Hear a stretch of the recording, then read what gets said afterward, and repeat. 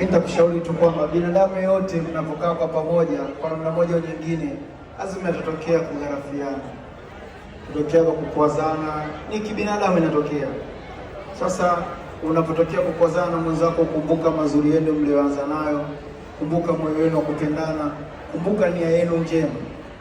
Na kama unavyojua wanawake hawa viumbe, wakati mwingine zakawa na hasira, wakaongea maneno ya kukwaza kwelikweli.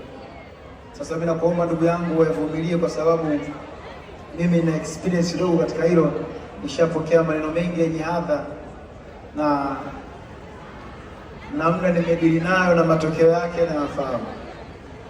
Sasa nikuombe bwana harusi uvumilivu, au bwana wewe unatuwakilisha sisi wote kwenye nchi, nikuombe uvumilivu, lakini Mwenyezi Mungu awajalie ndoa yenu ya heri, idumu, iwe na upendo, ikajibu. Tunasikia chini watu wanasema kuna mtoto tayari, na mtoto akawe kweli, akitoka awe na baraka, awe na maisha marefu. Mungu ampe hekima, upendo, talent kama wewe baba yake, awape nyota kama wazazi wake, awape maendeleo, akubalike na watu kama watu wanakubalika hapa.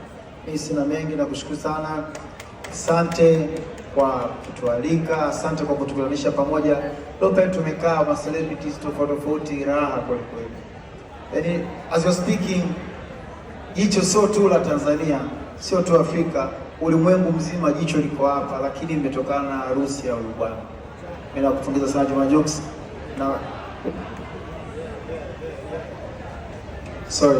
na kutegemea uwe mshauri wangu mkuu sana.